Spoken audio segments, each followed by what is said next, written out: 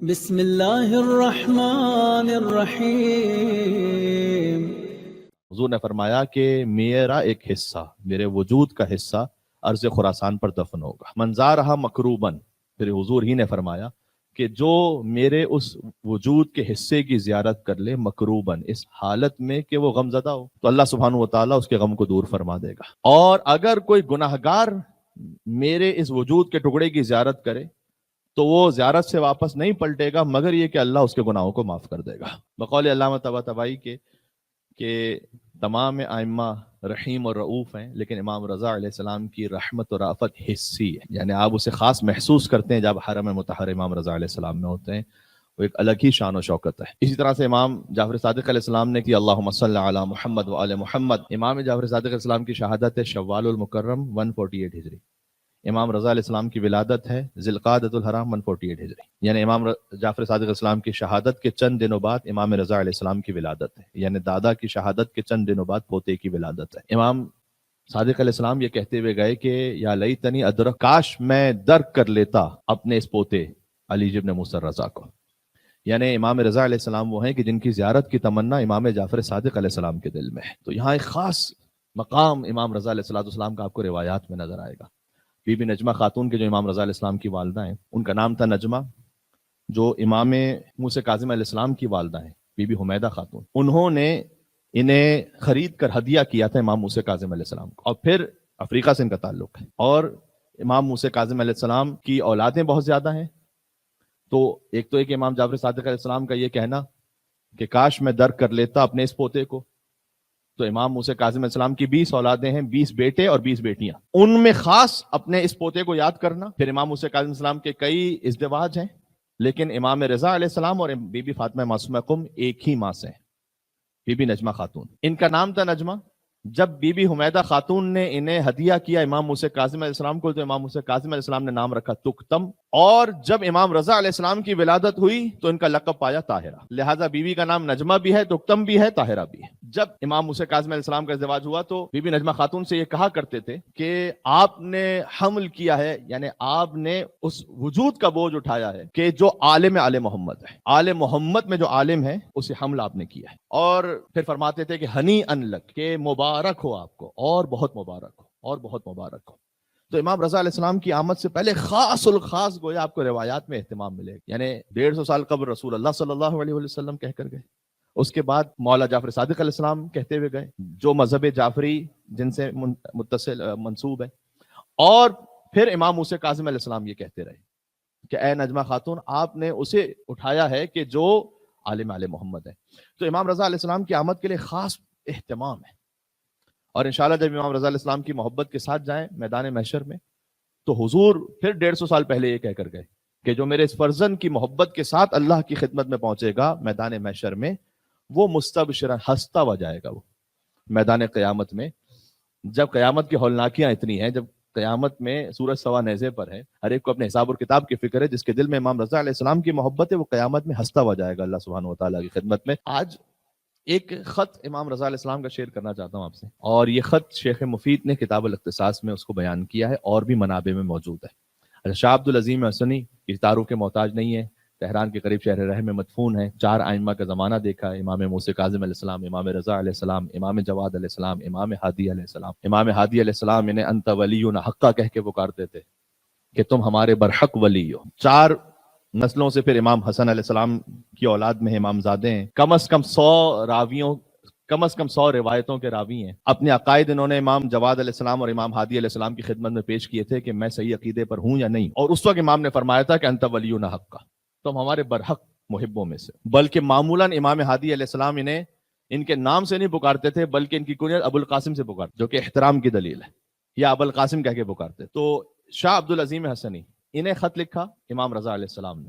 اب سب سے پہلے تو یہ کہ امام کا خط کسی تک پہنچے، تو آپ مصائب میں سنتے ہیں محرم الحرام میں کہ ابا عبداللہ الحسین علیہ السلام نے خط لکھا تھا حبیب ابن مظاہر کو، رجل الفقیہ کہہ کر، تو یہ بھی فقیہ ہیں، ان کو خط لکھا ہے امام رضا علیہ السلام نے۔ اور اس خط میں ایک مرتبہ ہوتا ہے کہ خط میں کوئی خصوصی بات کی جائے، اور ایک مرتبہ یہ ہے کہ نہیں ایک عام نصیحت کی جائے۔ تو باقاعدہ امام رضا علیہ السلام نے کہا کہ میرے چاہنے والوں کو یہ جو میں لکھ رہا ہوں یہ پہنچاؤ، اس کا مطلب یہ ہے کہ اس خط کا تعلق فقط اب شاہ عبد العظیم حسنی سے نہیں ہے بلکہ ہم سب سے. وہ خط میں آپ کی خدمت میں پڑھتا ہوں, اس کے بارے میں کچھ گزارشات عرض کریں گے کہ صفحہ نمبر 247 پر ہے ویسے یہ کتاب الاختصاص شیخ مفید. یا عبد العظیم, یہاں امام علیہ السلام نے نام سے اس خط کا آغاز کیا. امام رضا علیہ السلام خط لکھ رہے ہیں کہ اے عبد العظیم ابلغ انی اولیائی السلام, سب سے پہلے تو میرے چاہنے والوں کو میرا سلام پہنچانا. یہ خط امام کا آج تک یہ تحریر جاری و ساری ہے. آپ تو امام رضا علیہ السلام پر درود و سلام بھیج رہے ہیں, امام رضا علیہ السلام بھی آپ پر سلام بھیج رہے ہیں. اس خط کا اگر آپ کو عنوان دینا چاہیں تو عنوان یہ ہے کہ ایکسپیکٹیشنز آف امام رضا علیہ السلام فرام ہز بلیور. کیا توقع ہے امام رضا علیہ السلام کو ان کے محب سے. وقل لہم, پھر امام نے کہا کہ میرا سلام پہنچانا میرے اولیاء کو, یعنی میرے محبین کو, موالیوں کو. وقل لہم, اور ان سے یہ کہنا.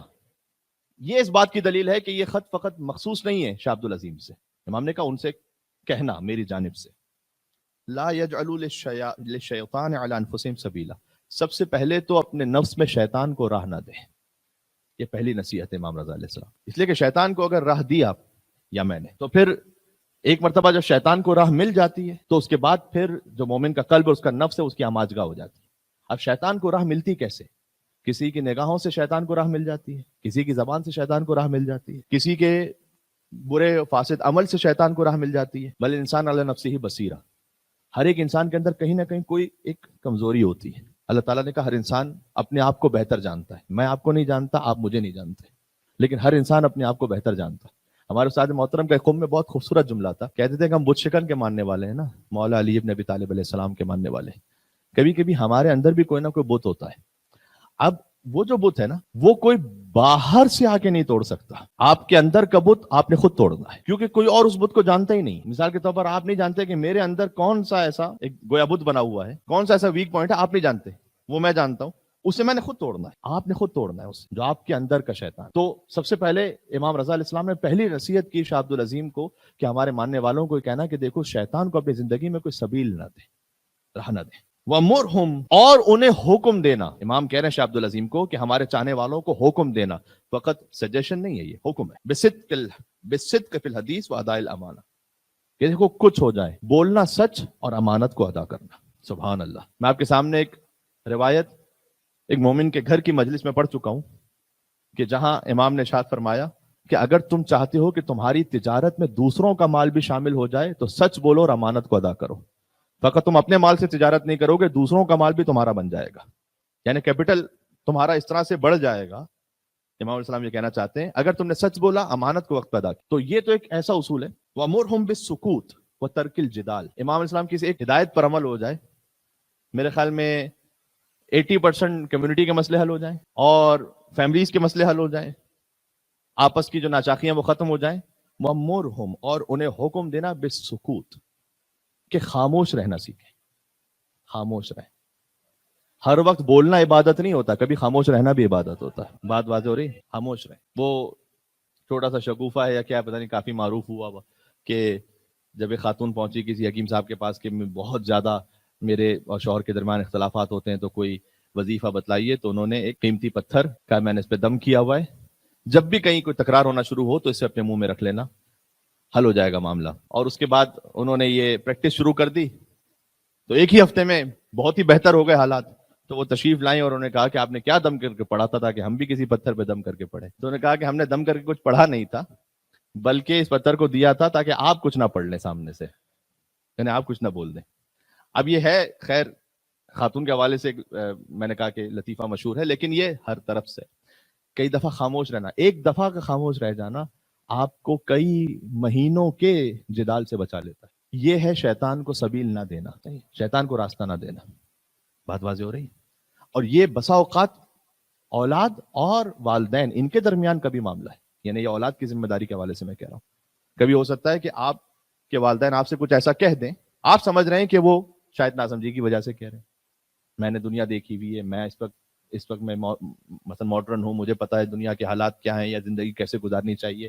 اور اگر وہ کوئی آپ سے سخت بات کہہ بھی دیتے ہیں, وَاخْفِضْ لَهُمَا جَنَاحَ الذُّلِّ, تو ذلت کے ساتھ اپنے کندھوں کو جھکا دو اور خاموش ہو جاؤ، یہ قرآن کا حکم ہے۔ اللہ جانے کہ ایک مرتبہ کا صبر آپ کو اللہ تعالیٰ دنیا میں کہاں کہاں اس کا اجر کامیابی کی صورت میں عطا کرتا ہے۔ وَتَرْكِ الْجِدَالِ، فرمایا جدال، جنگ و جدال سے بچ جانا۔ اگر کہیں پر، یہ امام علیہ السلام کی خط کا جملہ بھی میں نے پڑھا ہے، یعنی اگر کہیں پر تمہارے خاموش رہنے سے کوئی تنازع ختم ہو جاتا ہے تو خاموش رہ جاؤ۔ آج جب امام علیہ السلام کوئی حکم دیتے ہیں نا، تو آپ نے اگر امام کی خاطر کہیں پر صبر کیا ہے تو یاد رکھیے گا کہ وہ آپ کو چھوڑیں گے نہیں تنا۔ عظمت امام رضا علیہ السلام پر یہاں سے وہاں تک مل کے صلوات بھیجے محمد و آل محمد پر، اللہم صلی علی محمد و آل محمد فیما لا یعنیہم، فرمایا ان چیزوں پہ بالخصوص خاموش ہو جانا کہ جن کا کوئی معنی نہیں ہے، کوئی سبسٹینس نہیں ہے۔ کہیں ساس نے بہو کو یوں کہا، بہو نے ساس کو یہ ایسا کیوں جواب دیا، اس کے پاس جب شادی پہ گئے تھے تو یہ کیوں گفٹ دیا تھا اور ہمارے پاس آئے تو وہ کیوں گفٹ دیا ہے۔ یہ وہ باتیں ہیں کہ جس پہ کوئی، اس کا کوئی ویٹ نہیں ہے کوئی۔ امام علیہ السلام نے کہا ایسی باتوں میں خاموش ہو جاؤ، جدال کو چھوڑ دو۔ وَإِقْبَالِ بَعْضِهِمْ عَلَى بَعْضٍ، اور امام نے کہا شاہ عبد العظیم سے کہ ہمارے اولیاء کو یہ حکم دینا کہ وہ ایک دوسرے کی طرف رخ کریں۔ کیا مطلب اس کا؟ وَالْمُزَاوَرَةِ، اور زیارت کریں ایک دوسرے کی، یعنی ایک دوسرے سے ملتے جلتے رہیں۔ آپ کا خود شب جمعہ یہاں پر تشریف لانا امام رضا علیہ السلام کی اس نصیحت پر عمل ہے۔ آپ کا اپنے بچوں کو یہاں پر لے کر آنا، مدرسے میں آنا، یہ امام رضا علیہ السلام کی اس نصیحت پر عمل ہے کہ ایک دوسرے سے اچھے لوگوں سے ملتے رہیں۔ جب آپ اچھے لوگوں سے ملتے رہیں گے خود بخود یہ اچھائی منتقل ہوگی۔ فَإِنَّ ذَلِكَ قُرْبَةٌ إِلَيَّ، لوگ کہتے ہیں کہ امام رضا علیہ السلام سے ہم قریب ہونا چاہتے ہیں، مولانا صاحب کیسے قریب ہوں؟ زری پہ جاتے ہیں تو فرض کیجیے کہ زری پہ بوسہ نہ دے پائیں تو دل میں ایک خیال آتا ہے کہ ہم زیارت کے لائیں لیکن زری پہ بوسہ نہیں دے پائیں، تو یقیناً آپ کو جب موقع ملے تو زری پہ بوسہ دیجیے، لیکن بوسہ دینا جو ہے وہ زیارت کا لازمی حصہ نہیں ہے۔ آپ حرم امام رضا علیہ السلام میں پہنچے زیارت کی نیت سے تو یہ زیارت ہے۔ جب قریب ہونا چاہتے ہیں نا امام رضا علیہ السلام سے تو یہاں ہزاروں کلومیٹر دور رہ کر بھی قریب ہو سکتا ہے۔ امام علیہ السلام نے کہا کہ اگر ہمارے چاہنے والے ایک دوسرے کی طرف رخ کریں اور زیارت کریں ایک دوسرے کی، فَإِنَّ ذَلِكَ قُرْبَةٌ إِلَيَّ، یہ ان کا ایک دوسرے سے ملنا میری قربت کا سبب ہے۔ سبحان اللہ، کتنا لطیف خط ہے یہ، کتنے سارے ہمارے سوشل کمیونٹی ایشوز کو یہ ایڈریس کرتا ہے ایک ایک لفظ میں۔ اب آپ امام علیہ السلام کی عظمت کا اندازہ لگائیے گا۔ ان کے بابا امام موسیٰ کاظم علیہ السلام نے کہا کہ اگر تم ہم اہل بیت کی قبور پر زیارت کے لیے نہ آ سکو تو جاؤ ہمارے صالح ماننے والوں کی قبروں پر، ان کی زیارت کرو تو تمہیں ویسا ثواب ملے گا جیسے تم قبر ائمہ علیہ السلام کی زیارت کر رہے ہو۔ اور امام رضا علیہ السلام نے فرمایا کہ اگر تم ایک دوسرے سے آپس میں ملاقات کرو تو یہ بھی ہماری قربت کا سبب ہے۔ گویا یہ کہ آپ کسی مومن سے ملاقات کر رہے ہیں لیکن در حقیقت اہل بیت کی قربت کو حاصل کر رہے ہیں۔ شرط یہ کہ نیت قربتاً الی اللہ ہو، نیت خالص ہو۔ میں اس کو اختتام تک، بہت زیادہ طولانی خط بھی نہیں ہے، فرمایا کہ وَلَا يَشْغَلُوا أَنفُسَهُم بِالتَّمْزِيقِ بَعْضِهِم بَعْضًا، اور مشغول نہ کر دیں اپنے آپ کو، امام کا لفظ ہے، یعنی ایسا نہ تمہاری مصروفیت ہی یہ بن جائے کیا بِالتَّمْزِيقِ بَعْضِهِم بَعْضًا، کہ تم، تمزیق کہتے ہیں عربی زبان کا ایک لفظ ہے، آپ پیپر جو ہے نا اس کو پھاڑ دیتے ہیں، پارا کرتے ہیں، اس کو کہتے ہیں، اس عمل کو کہتے ہیں تمزیق، یعنی تم میں سے بعض سے اس طرح سے قطع تعلق کر لیں، اسی میں مشغول رہیں کہ کیسے کسی کو نیچا دکھانا ہے۔ اس ایک لفظ میں سارے معنی موجود ہیں، خبردار ایسے نہ کرنا۔ اس کے بعد جو امام نے جملہ ارشاد فرمایا ہے، میں تو یقین فرمائیے گا جب پہلی مرتبہ میں نے اسے پڑھا تھا تو میرا وجود کام گیا تھا۔ بعض احادیث میں آتا ہے کہ دیکھو فلاں کام نہ کرنا ورنہ اس پر سخت وعید ہے، کوئی عذاب بیان کیا جاتا ہے۔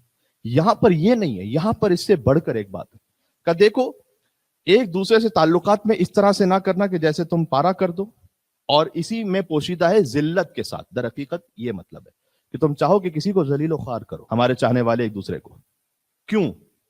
فَإِنِّي آلَيْتُ عَلَى نَفْسِي، اس جملے پہ غور کیجئے گا، اس لیے کہ میں نے اپنے اوپر واجب کیا ہوا ہے۔ امام رضا علیہ السلام کہہ رہے ہیں میں نے اپنے اوپر واجب کیا ہوا ہے، أَنَّهُ مَنْ فَعَلَ ذَلِكَ، جو کوئی ایسا کرے، وَأَسْخَطَ وَلِيًّا مِّنْ أَوْلِيَائِي، اور اس عمل سے میرے چاہنے والوں میں سے کوئی ایک چاہنے والا بھی ناراض ہو جائے، دعوت اللہ لیعذبہ فی الدنیا، میں دعا کروں گا اللہ سے کہ اسے دنیا میں عذاب کرے، میں نے اپنے اوپر یہ واجب کیا ہوا ہے۔ اب مجھے بتائیے امام رضا علیہ السلام کی دعا یہ پوری ہوگی یا نہیں ہوگی؟ تو ہوگی، تو کہاں جائیے گا پھر بچ کے؟ امام نے کہا کہ یہ جو ہم بہت مرتبہ سنتے ہیں نا کہ مولانا صاحب پتہ نہیں کیا ہو گیا، وہ اولاد تو اچھی بھلی، ہم سب ایک ساتھ ہوتے تھے، ہمارا جو تعلق تھا وہ بڑا اچھا تھا، اچانک سے بس ہماری بات ماننا چھوڑ دی اس نے۔ آتے ہیں بہت سارے لوگ آتے ہیں، آ کے کہتے ہیں کہ مولانا صاحب وہ تو ہمارے ساتھ ہی نہیں بیٹھا، ہمارا بیٹا ہماری بیٹی ہمارے ساتھ ہی نہیں بیٹھنا چاہتے، بس اپنے روم میں ہی ہوتے ہیں۔ اس کے بہت سارے اسباب ہیں۔ مثال کے طور پر ہمیں دیکھنا پڑے گا، امام رضا علیہ السلام کہہ رہے ہیں کہ میں نے خدا سے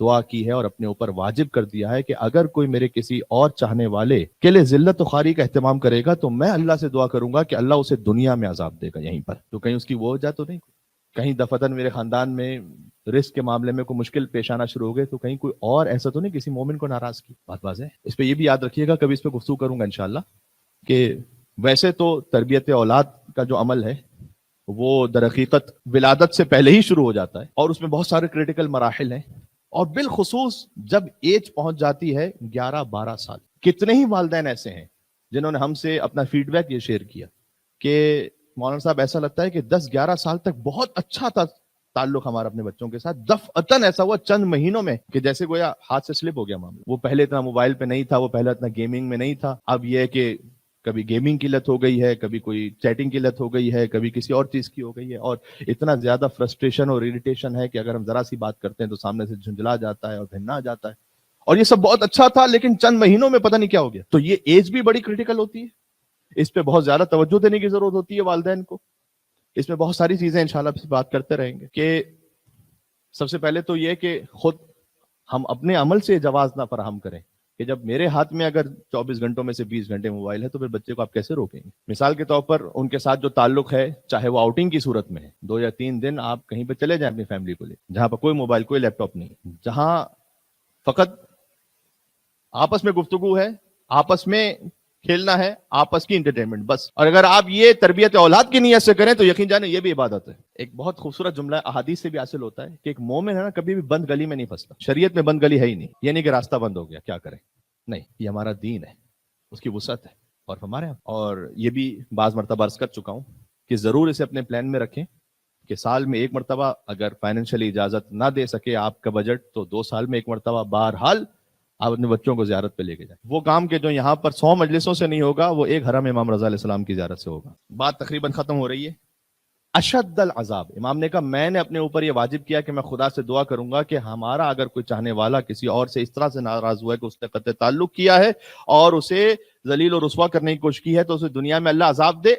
اشد العذاب، یہ آگے جملہ، شدید ترین عذاب، وکان فی الآخرۃ من الخاسرین، اور آخرت میں خسارہ اٹھانے والوں میں سے ہو جائے، یا اللہ۔ اور اس کے بعد امام علیہ السلام نے فرمایا کہ اللہ سبحانہ و تعالیٰ ایسے شخص کو معاف نہیں کرے گا حتی یرجع عنہ، یہاں تک کہ پھر وہ رجوع کر لے، اگر توبہ کر لے تو اللہ معاف کرے گا۔ وَإِن رَجَعَ عَنْهُ، اگر وہ توبہ کر لے تو اللہ سبحانہ و تعالیٰ بخش دے گا۔ وَإِلَّا، اگر توبہ نہ کرے تو کیا ہوگا؟ یہ امام کی خط کا آخری جملہ ہے۔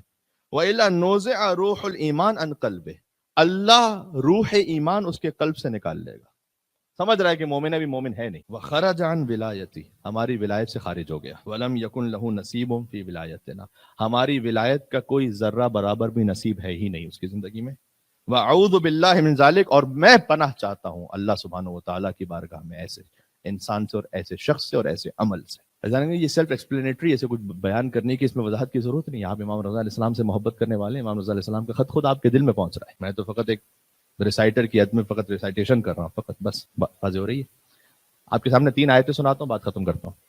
سورہ احزاب آیت نمبر 56، 57، 58 میرے ساتھ چلیے گا۔ اس میں سے پہلی آیت وہ ہے جو سب کو یاد ہے، بسم اللہ الرحمن الرحیم، ان اللہ وملائکتہ یصلون علی النبی یا ایھا الذین آمنوا صلوا علیہ وسلموا تسلیما اللہم صل علی محمد وعلی محمد۔ یہ آیت بھی اس وجہ سے پڑھی کہ امام رضا علیہ السلام کا حکم ہے کہ نماز کے بعد، معمولاً ایران میں مساجد میں بہت کامن ہے، عراق میں بھی ہے، اور بھی جگہوں پر ہم بھی یہاں پر کوشش کرتے ہیں کہ جیسے ہی نماز ختم ہو تو ہم پڑھتے ہیں ان اللہ وملائکتہ یصلون علی النبی۔ یہ حکم امام رضا علیہ السلام سے، یہ آپ عمل تو کر رہے ہیں لیکن کس امام کا حکم ہے آج میں آپ کی خدمت میں عرض کر دوں کہ جب آپ نماز ختم کریں اور فوراً اس آیت کو پڑھیں تو امام رضا علیہ السلام فرماتے ہیں کہ اس آیت کو پڑھ کر بعد از نماز درود بھیجنے والے کہ اللہ سبحانہ و تعالیٰ حاجتوں کو پورا کرتا ہے، جس حاجت کو رکھ کر وہ یہ آیت پڑھے گا۔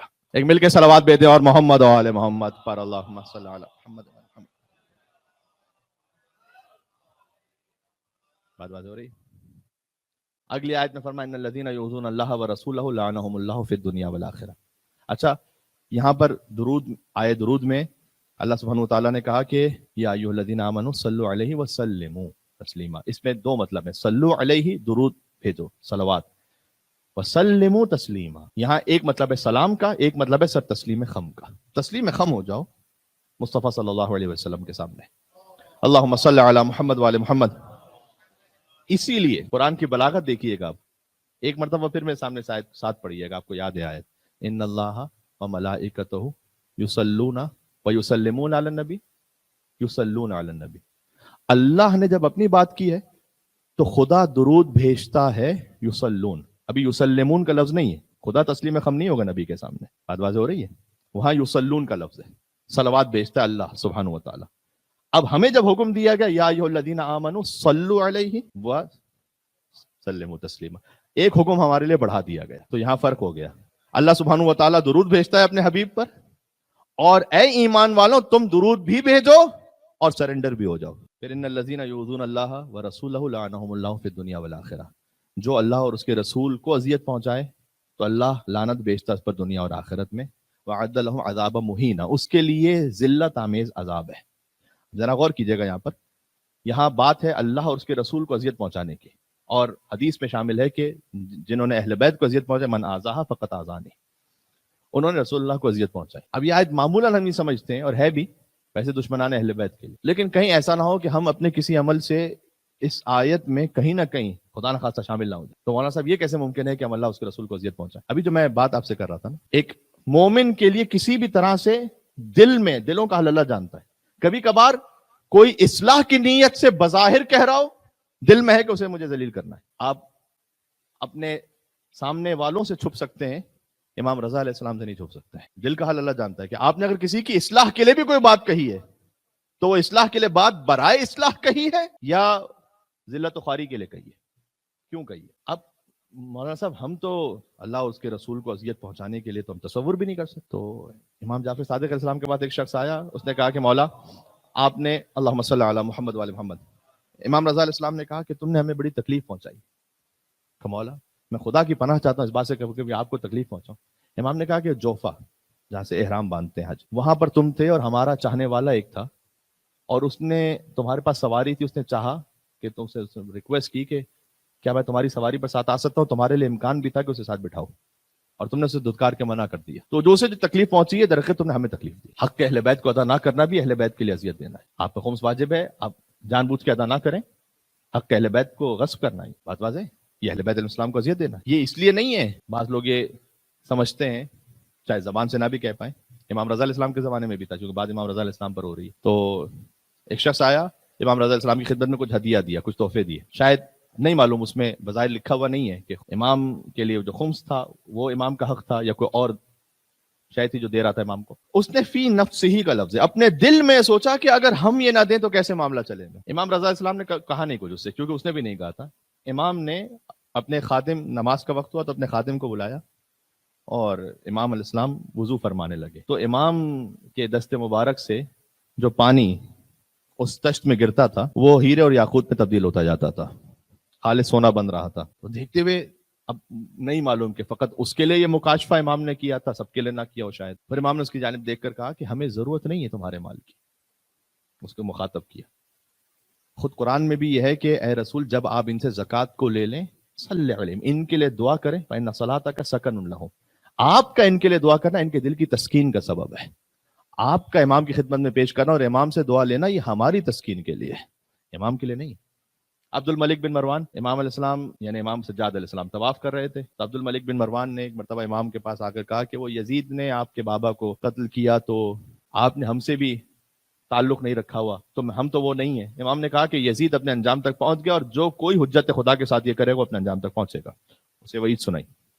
تو اس نے کہا کہ ہمارے پاس آخرت تو کچھ نہیں ہے لیکن دنیا ہے, کیوں نہیں آتے اب ہمارے پاس. تو امام اسلام کی خدمت میں ابا تھی, تو امام نے ابا کو نیچے ڈال دیا اور اس کے بعد اٹھایا. تو غش کھا گیا عبد الملک. تو بعد میں اس کے ساتھیوں نے سے پوچھا کہ کیا ہوا, تو کہا جیسے ہی انہوں نے ابا کو اٹھایا تو میں نے دیکھا کہ دنیا جہاں کی دولت و سونا اور چاندی اور انبار جو ہے زمین کے اندر امام علیہ السلام کے پاس ہے. تو یہ بعض لوگ یہ سمجھ رہے ہوتے ہیں کہ آپ کہیں پر بھی کوئی خدمت کر رہے ہیں تو یہ سعادت ہے ہمارے لیے.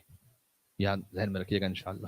صحیح. اب میں تاریخ سے اگر اور مثالیں دینا شروع کروں تو حتیٰ عبد الرحمن ابن عوف, اس نے آ کر, جب تاریخ میں چونکہ ہے تو لہٰذا بارز معذرت مجھے جملہ کہنا پڑے گا کہ حضرت سیدہ کونین کے لیے خاصگاری کی کوشش کی, اور اس نے کیونکہ اس کے بعد اتنی دولت تھی کہ جب بعد میں وہ مر بھی گیا تو جو ہے وہ کلہاڑے سے سونا کاٹ کاٹ کر ورثہ میں تقسیم ہوا تھا. تو اس نے کہا کہ میں اتنے 1000 درہم دوں گا یا رسول اللہ آپ کی بیٹی کے مہر. اور حضور نے کوئی ایسا ہی معجزہ اسے پھر دکھلایا کہ اب یہ کم معرفتی کی دلیل ہے نا. تو بہرحال کہنے کا مقصد یہ ہے کہ اہل بیت اطہار علیہ السلام کے حق پر جو کچھ واجب ہے آپ پر اس کو ادا کیجئے، ورنہ یہ بہرحال ان کے لیے شاید ہو سکتا ہے کہ اذیت کا سبب ہو، اللہ جانتا ہے. اور اس کے بعد آخری آیت جو میں تسلسل میں پڑھنا چاہ رہا تھا کہ اللہ اور اس کے رسول کو اذیت نہ پہنچاؤ، والذین واو کے ساتھ ہے اور ترتیب ہے وہی، یؤذون المؤمنین والمؤمنات، جو مومنین اور مومنات کو اذیت پہنچائیں. آگے آیت کا اختتام ہوا اثما مبینا، یہ کھلا ہوا گناہ ہے. میں نے عرض کیا کہ ہمارے بے شمار خانوادگی مسائل اور ہمارے آپس کے سوشل مسائل وہ امام رضا علیہ السلام کے اس ایک خط پر عمل کرنے سے انشاءاللہ ٹھیک ہو سکتے ہیں. اللہ سبحانہ و تعالیٰ مجھے اور آپ کو توفیق نصیب فرمائے، امام رضا علیہ السلام کی شفاعت سے بہرہ مند فرمائے. امام رضا علیہ السلام نے خود فرمایا ہے کہ جو میری زیارت پر آئے گا میں اسے 3 مرتبہ اس کی شفاعت کے لیے کم سے کم آؤں گا. ایک تو یہ کہ جب قبر میں سوال و جواب ہو رہا ہوگا اس وقت آؤں گا، اور صراط پر آؤں گا، میزان پر آؤں گا. امام رضا علیہ السلام کا وعدہ ہے یہ. خاص بعض جو لوگ سوال کرتے ہیں کہ کیوں ہم امام حسین علیہ السلام کی زیارت کے بعد بقیہ ائمہ کی زیارت کو اسکپ کرتے ہوئے امام رضا علیہ السلام کی زیارت کرتے ہیں. تو آپ کیجیے، تمام ائمہ علیہ السلام کو درود و سلام بھیجیے، اور بعض جگہوں پہ بھیجا بھی جاتا ہے، لیکن امام رضا علیہ السلام کی زیارت خاص اس لیے کی جاتی ہے کہ امام کی زیارت کے لیے جو خوشخبریاں دی گئی ہیں وہ میں نہیں کہہ سکتا بقیہ ائمہ کے لیے، کیا میری جرات کہ میں کو کہہ سکوں، لیکن آپ کو روایات میں خاص امام رضا علیہ السلام کے لیے نظر آتا ہے. ایک روایت یہاں تک بھی ہے کہ امام رضا علیہ السلام کی زیارت 1 ملین حج کے برابر ہے. یہ خود دیکھ کے بات کر رہا ہوں.